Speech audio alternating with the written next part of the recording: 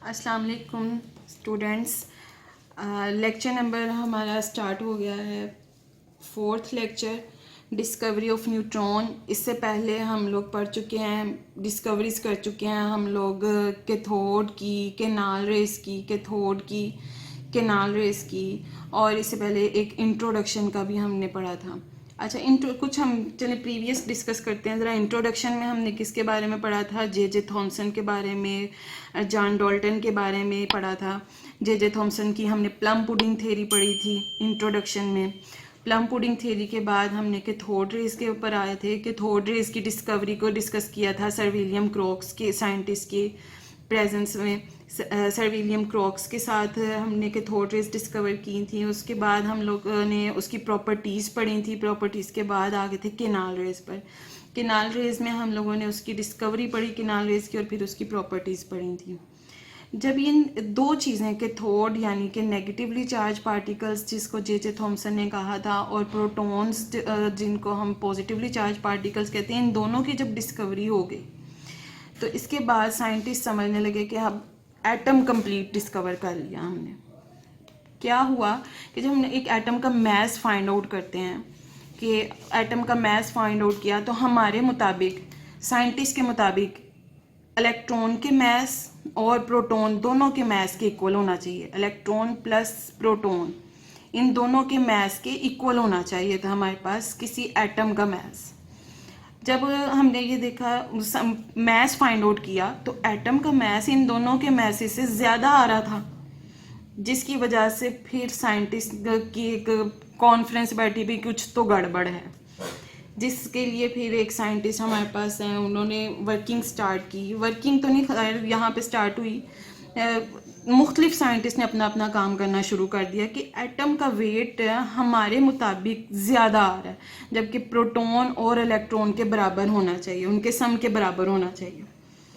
खैर, ये साइंटिस्ट इसके बारे में डिस्कवरीज कर रहे थे कि अचानक एक दिन रदरफोर्ड ने ये बात ऑब्जर्व की थी कि मैस जो है प्रोटॉन्स इलेक्ट्रॉन्स के एटम बराबर आना चाहिए। प्रोटॉन्स और इलेक्ट्रॉन के मैस के बराबर आपके पास एटम का मैस आना चाहिए, रदरफोर्ड ने ये कहा था। फिर एक दिन हमारे पास एक साइंटिस्ट था चैडविक 1932 में अचानक से बैठा हुआ अपने एक डिफरेंट एक्सपेरिमेंट कर रहा था। इन एक्सपेरिमेंट्स में उसने हमारे पास बेरिलियम का एक एटम लिया, जिसके ऊपर उसने अल्फा पार्टिकल्स, अल्फा को हम ऐसे शो करते हैं, अल्फा पार्टिकल्स की बम्बार्डमेंट करवाई।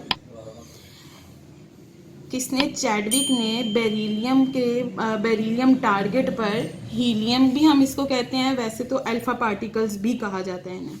Alpha particles are actually card helium nuclei, ठीक है। हीलियम की बम्बार्डमेंट करवाई, जिसके बदले में कुछ पार्टिकल्स रिलीज हुए जिनके ऊपर कोई चार्ज नहीं था, कोई चार्ज नहीं था, लेकिन उनका एक वेट था, जिससे उसने ये साबित किया कि यही वो पार्टिकल्स हैं जो किसी एटम में मौजूद हैं, जिनके ऊपर कोई चार्ज नहीं है, लेकिन उनका कुछ वेट है, जिसकी वजह से एटम का मैस ज़्यादा आ रहा है।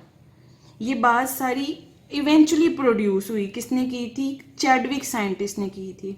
अचानक से उससे ये काम हुआ था, ना कि सोची समझी प्लानिंग के तहत उसने बेरिलियम पर हीलियम की बम्बार्डमेंट करवाई हो, ठीक है। हीलियम की, ना तो उसने बेरिलियम पर सोचे समझी तहत के मुताबिक ये काम नहीं करवाया, लेकिन इस दौरान में उससे एक बड़ा काम हो गया, जो कि न्यूट्रॉन्स की डिस्कवरी। इनके ऊपर कोई चार्ज नहीं होता, ना पॉजिटिव और नेगेटिव, कोई चार्ज नहीं होता, लेकिन दे हैव वेट, जिससे हमें पता चला कि एटम में कोई ना कोई थर्ड मॉलिक्यूल्स भी मौजूद हैं, थर्ड पार्टिकल्स मौजूद हैं, जिनका कोई वेट होता है।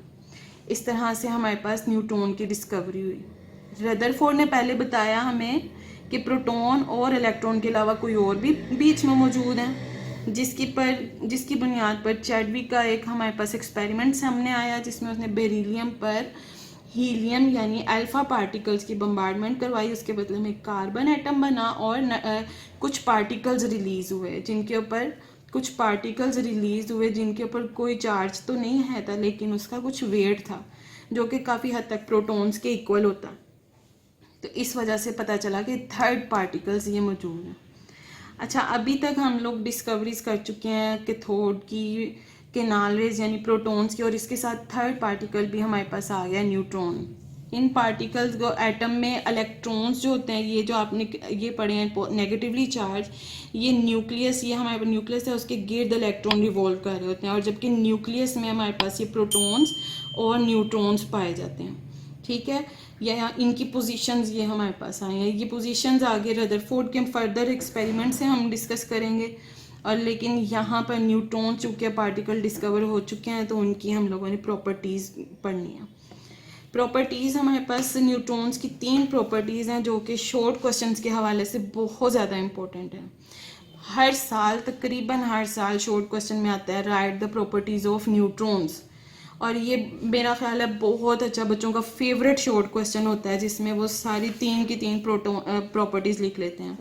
पहली क्या है, न्यूट्रॉन्स कैरी नो चार्ज, यानी कि इनके ऊपर कोई चार्ज नहीं होता, दे आर न्यूट्रल, ना ये पॉजिटिव साइड के होते हैं ना ही ये नेगेटिवली चार्ज के पास होते हैं, ये कंप्लीटली न्यूट्रल होते हैं।